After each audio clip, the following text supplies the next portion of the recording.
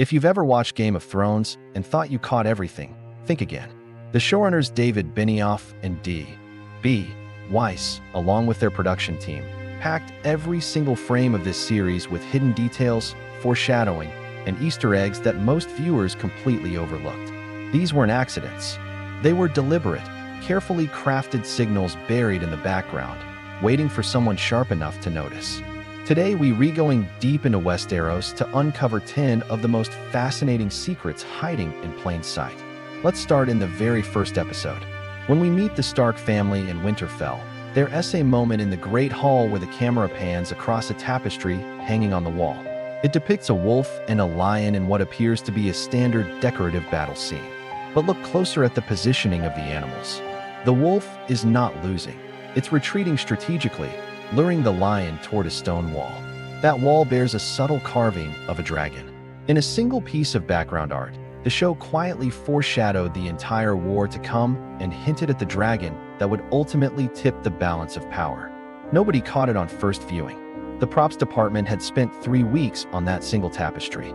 Moving forward to King's Landing, in nearly every scene set in the Red Keep's throne room, there are candles burning on the iron chandelier above the Iron Throne. In Season 1, all the candles are lit. By Season 2, after the Siege of Blackwater, exactly 3 candles are snuffed out and never replaced. By Season 5, over a dozen are missing.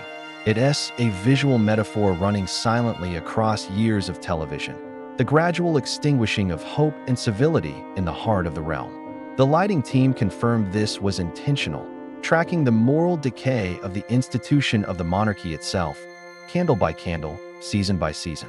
Now let's talk about the books in the background.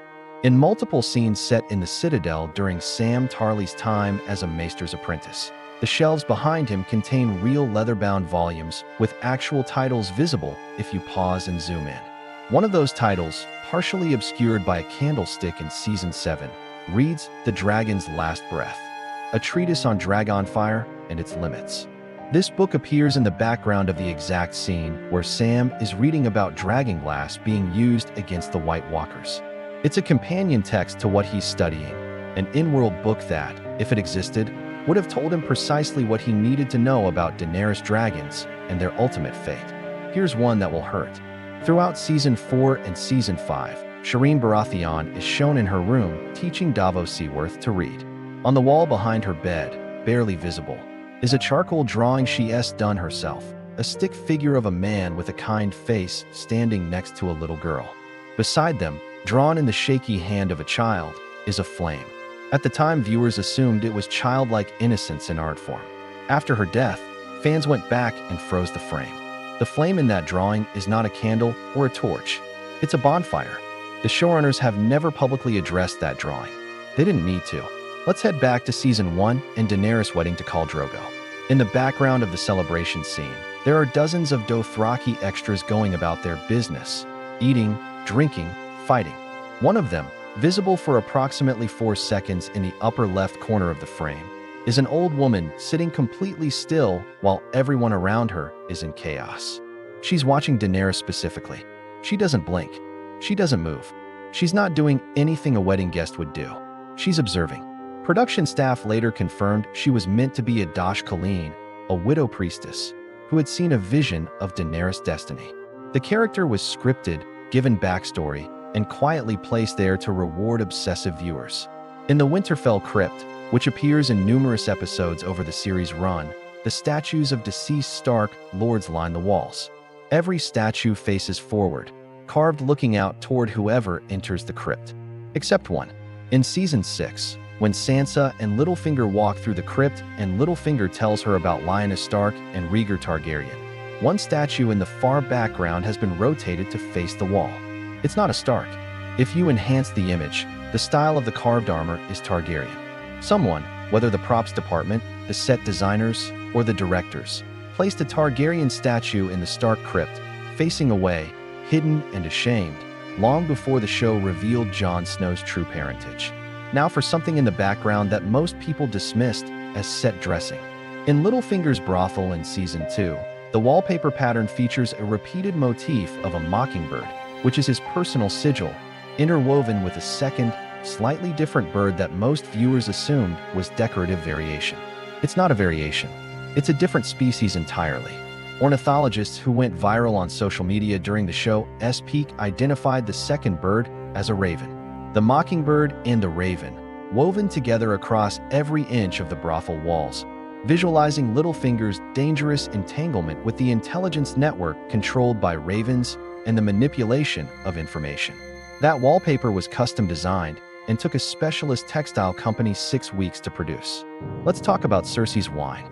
Throughout the series, Cersei drinks wine in virtually every other scene. This is no secret. It becomes almost a running joke.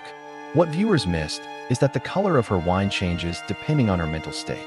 When she is in control, scheming, and powerful, the wine in her goblet is a deep, near black red. When she is frightened, cornered, or losing control, the wine is noticeably lighter, rose pale, almost orange in the torchlight. The prop team used different beverages to match her emotional arc.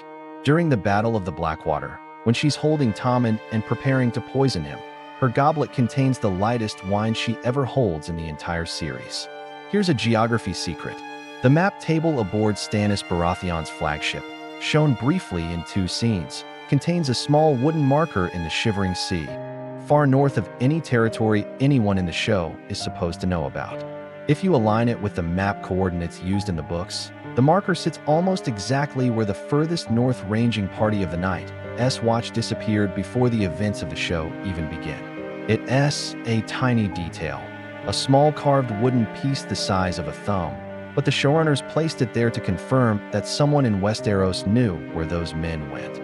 Someone is tracking the Night's Watch in the deep north, and whoever that was never becomes part of the plot. It hangs there, on that table, unanswered. Finally, the one that fans have argued about for years. In the very last scene of the very last episode, as Arya Stark sails west of Westeros toward the unknown, there is something visible in the water the ship passes through. The shot lasts only a few seconds and the camera doesn't linger, but in the deep background, partially submerged and partially obscured by ocean mist, is what appears to be the broken mast of a ship. It bears a faded sigil. Multiple video analysts, working with enhanced footage, have identified the sigil as a sea dragon, an old Valyrian naval emblem that predates even the doom of Valyria. It suggests that someone else already made that voyage west. Someone from the old world, thousands of years before Arya. Whatever they found, they didn't come back. Arya's ship sails directly past that wreck. She either doesn't see it, or she sees it and sails on anyway. Either way, the world beyond the edges of the map was never as empty as anyone believed, and Game of Thrones told you so in the final seconds, buried in the fog as it always had, in the background where only the obsessives ever looked.